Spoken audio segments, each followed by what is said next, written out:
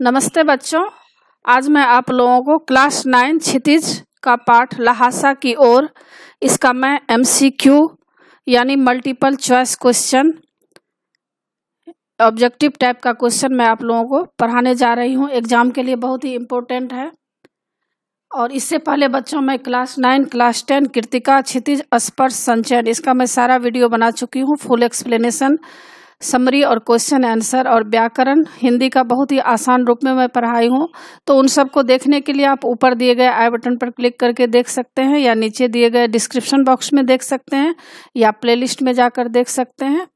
और आप मुझे इंस्टाग्राम, फेसबुक और ट्विटर पर भी फॉलो कर सकते हैं। तो अभी हम लोग लहासा की ओर का ऑब्जेक्टिव टाइप का क्वेश्चन आंसर करेंगे। तो इसमें कुछ टॉपिक दिए रहेंगे आप लोगों को, उसमें से ही आप लोगों को ऑब्जेक्टिव टाइप का क्वेश्चन 4 ऑप्शन रहेगा, एक ऑप्शन सही रहेगा, उसको आपको लिखना है, आंसर लिखना है।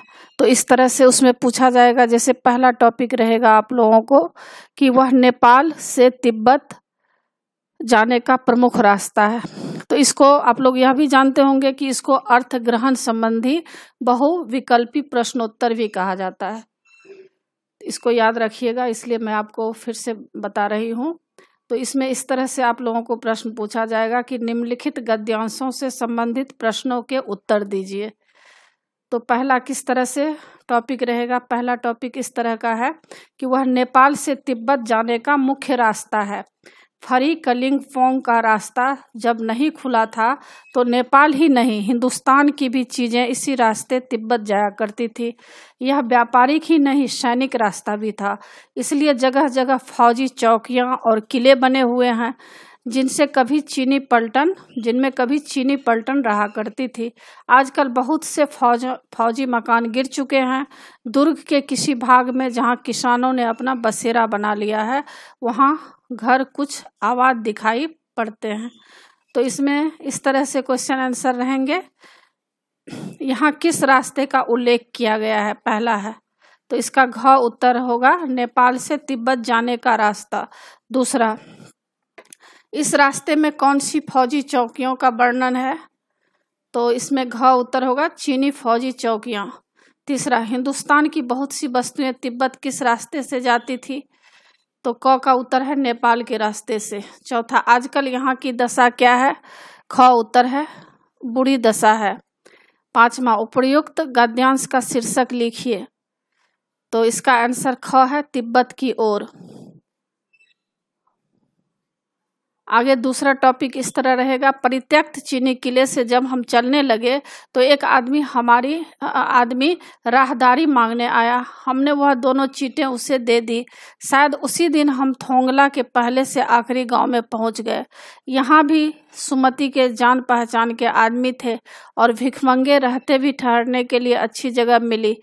5 साल बाद हम इसी रास्ते लौटे थे और भिखमंगे नहीं, एक भद्र यात्री के वेश में घोड़े पर सवार होकर आए थे, किंतु उस वक्त किसी ने हमें रहने के लिए जगह नहीं दी थी और हम गांव के एक सबसे गरीब झोपड़े में ठहरे थे। बहुत कुछ लोगों की उस वक्त की मनोवृत्ति पर निर्भर है, खासकर शाम के वक्त छंग पीकर बहुत कम होश हवास को दुरुस्त रखते हैं। तो इसमें 4 ऑप्शन रहेंगे ऑब्जेक्टिव में टाइप में क्वेश्चन। पहला है, लेखक कौन से किले से चले थे? तो ग इसका उत्तर होगा परित्यक्त चीनी। दूसरा, लेखक थोंगला के आखिरी गांव में कब पहुंचे? क उत्तर होगा उसी दिन। तीसरा, वहां ठहरने की अच्छी जगह क्यों मिल गई थी? तो इसका ख उत्तर होगा सुमति के जान पहचान के आदमी थे। चौथा, किसी को ठहराने में किस बात की आवश्यकता है? इसका ख उत्तर होगा उस वक्त की मनोवृत्ति की। पांचवा, लोग होश हवास क्यों खो बैठते हैं? तो इसका क उत्तर होगा छंग पीने के कारण। सेट 2 में है प्रश्न, चीनी किले को प्रत्यक्त क्यों कहा गया है? इसका उत्तर है ग, आजकल यहाँ कोई सेना नहीं रहती। दूसरा, राहदारी का अर्थ क्या है? तो इसका उत्तर है राहदारी का क्या अर्थ है? इसका उत्तर है नदी पार करने की अनुमति पत्र। और तीसरा है, सुमति के जान पहचान के लोग कहाँ थे? इसका क उत्तर है थोंगला के पहले के आखिरी गांव में। चौथा, वे किस वेश में उस रास्ते पर लौटे थे?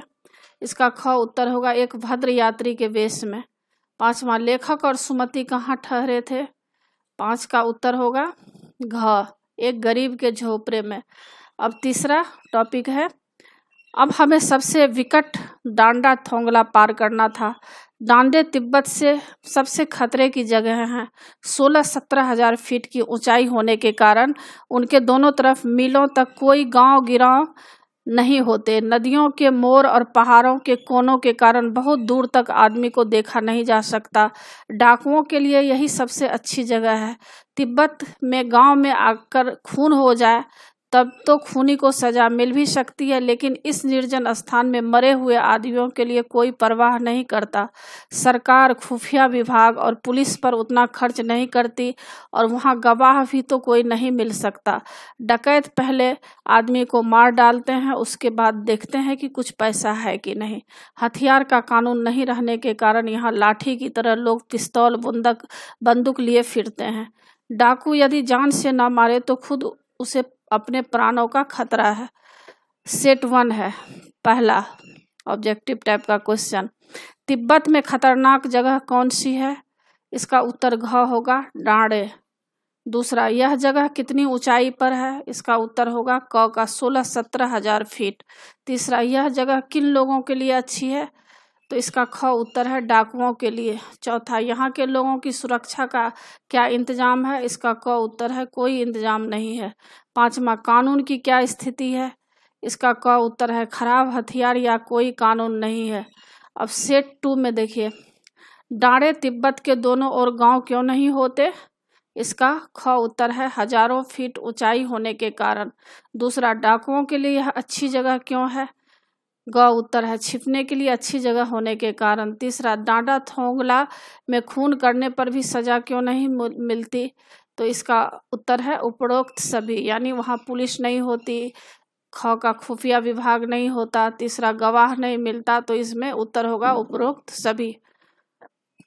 चौथा है, डांडा में आदमी लाठी के स्थान पर बंदूक क्यों रखते हैं? इसका उत्तर ग है, क्योंकि वहाँ हथियार का कानून नहीं है। पांचवा, डाकू लूटने से पहले आदमी को क्यों मारते हैं? इसका ग उत्तर है अपने प्राणों की रक्षा के लिए। अब आगे आपको 4 नंबर टॉपिक है, हम समुद्र तल से 17-18 हजार फीट ऊंचे खड़े थे। हमारी दक्षिण की तरफ पूरब से पश्चिम की ओर हिमालय के हजारों श्वेत शिखर चले गए थे। भीटे की ओर देखने वाले पहाड़ बिल्कुल नंगे थे, न वहाँ बर्फ की सफेदी थी न किसी तरह की हरियाली। उत्तर की तरफ बहुत कम बर्फ वाली चोटियां दिखाई पड़ती थी। सर्वोच्च स्थान पर डांडे के देवता का स्थान था, जो पत्थरों के ढेर, जानवरों की सींगों और रंग बिरंगे कपड़ों की झंडियां से सजाया गया था। इसमें ऑब्जेक्टिव टाइप का क्वेश्चन इस तरह से रहेगा, पहला, लेखक कहाँ जा पहुंचा? ख का उत्तर है ख इसका उत्तर है 17-18 हजार फीट की ऊंचाई पर। दूसरा, भीटे की ओर देखने वाले पहाड़ कैसे थे? इसका उत्तर ग है, नंगे थे। तीसरा, उत्तर की तरफ क्या दिखाई पड़ता था?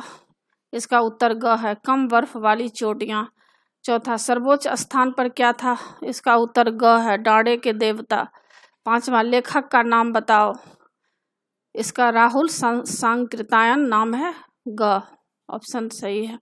अब 5वां टॉपिक है, हमारी दक्षिण तरफ पूरब से पश्चिम की ओर हिमालय के हजारों श्वेत शिखर चले गए थे। भीटे की ओर देखने वाले पहाड़ बिल्कुल नंगे थे, न वहाँ बर्फ की सफेदी थी न किसी तरह की हरियाली।